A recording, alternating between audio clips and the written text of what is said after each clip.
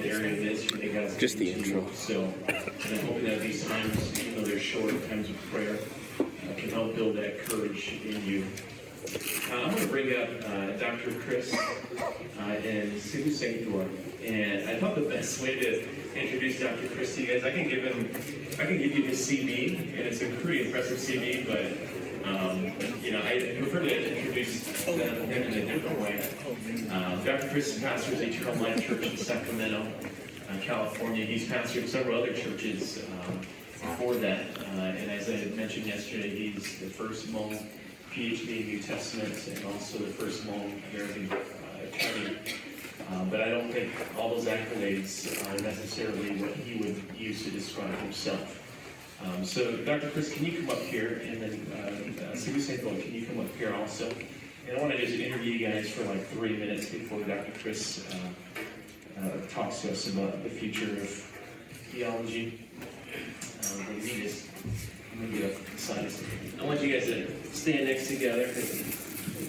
When's the last time you guys were standing on stage together? Probably at Yexus Church. Yes, Sue's at Eternal Life. You can tell they already have this chemistry between them. So can you share your journey together? You were both pastoring. Sibu was pastoring at Mormon Alliance Church. Full disclosure, that's the church that I grew up in. And then Xeng Toea came in. So explain the relationship so everybody kind of knows what's going on. Okay, so I'll just explain quickly and then let me get out of the way because I'm trying not to be on the stage for too long. So I graduated TEDS here, December 2012. Okay. In November of 2012, I had no clue what the Lord wanted for me. I knew that He had already mapped out my ministerial life, but I had no clue. Okay, and I wasn't that type of individual with a lot of connections, right? I couldn't just call somebody and go, okay, open doors for me, right? So in November of 2012, about a month before graduating, I applied to be a chaplain at the Appleton Medical Center in Appleton, Wisconsin. I would have been the worst chaplain in the world, but I had no clue. I just wanted to go back home, right? You did deliver a baby. And so, literally at the end of the month, she knew, he's up in this room here somewhere as well. He goes, hey, Warren Mormon Alliance Church, it's my home church. They're looking to possibly plant a church. You keep talking about planting one. I can connect you, right? And so what ends up happening is he connects us. And what Ginu didn't know is in the midst of all of this, because again, I had applied to be a chaplain. I'm not saying anything wrong with that. I'm just saying it probably wasn't me.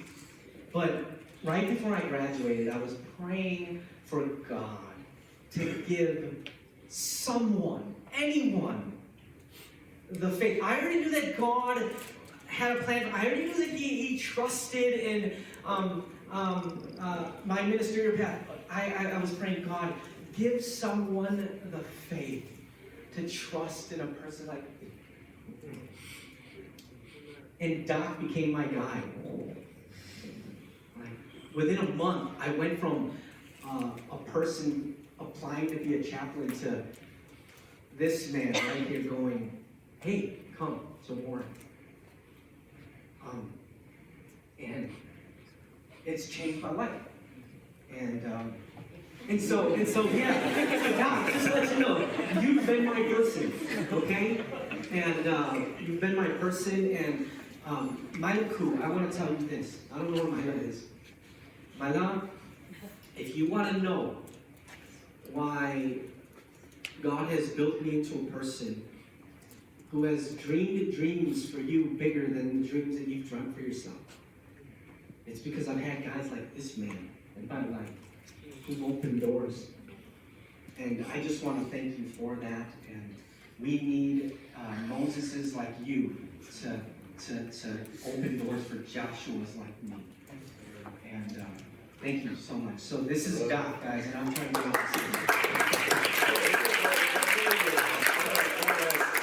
So here's a label question. What was it? Dr. Txawj talked about this, and this is a burning question that is all around the room, but permission giving.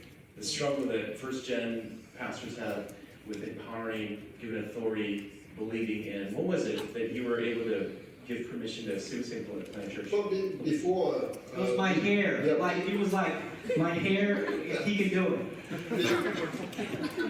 Before he came over, before we got connected, I was over there in Warren and doing English service.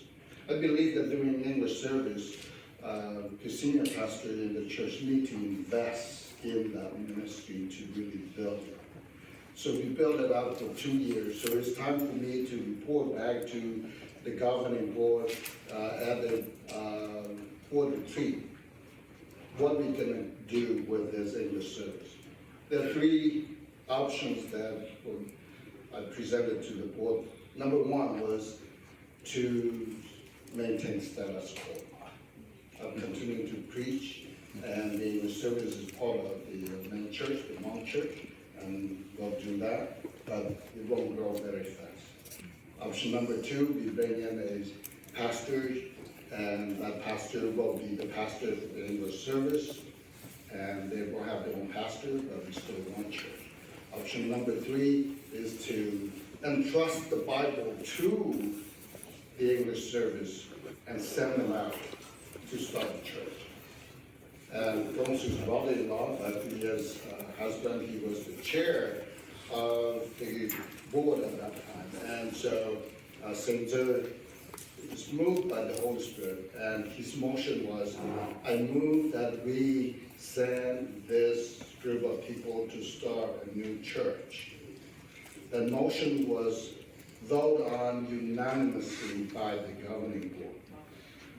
And after that is done, then I told the board that we still have things to do, because according to the policy, whenever we need to do something like this, we need to have a membership vote.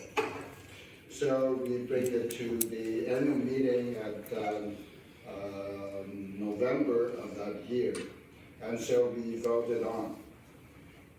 And the English service voted to approve, to move forward, and then we bring it to the floor, and the floor voted, I believe it's like 75% or something like that, to move this English service into a new church, a church plant. Because that is what happened.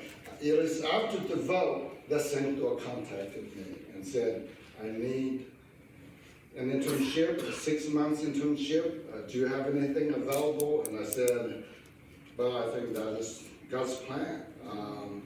You're looking for someone to come and manage this church plant, but we just vote to send them out to do a new church.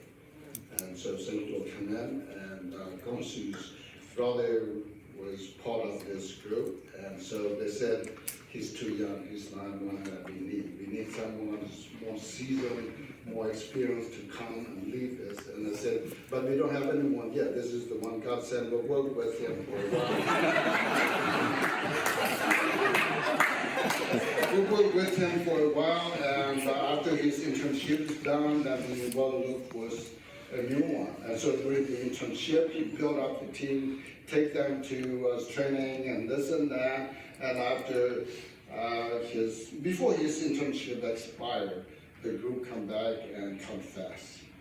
That we confess that we do not trust God enough when Xeng is that guy. So that's what happened. Although, let me add something to that as well. Doc was the only person with the faith to know, okay, Xeng, you're gonna plant this church team, you're gonna have Xeng. They were skeptical of me. I was very skeptical of them too. I don't know if I like them as well. But thank you, Doc, for seeing things, believing, and bigger things that I could have ever dreamed for myself. And because you had the vision, the leadership team at Warren Home Alliance Church had the trust, the church bought into it as well. City on a Hill is a church that's still healthy and thriving to this day. And yeah, so thanks. Again, well, thank you, Pastor Toua. And I wanted to just give you guys a model and give you guys a story to begin hanging your hats on as we continue to process some of these things, because it is happening. And it's not easy, and it's not strategically planned all the time. But when God wants to do something, He makes it happen. And He'll use men that have funny hair like Xeng, and He'll use very wise men like Dr. Chris. So can we welcome Dr. Chris?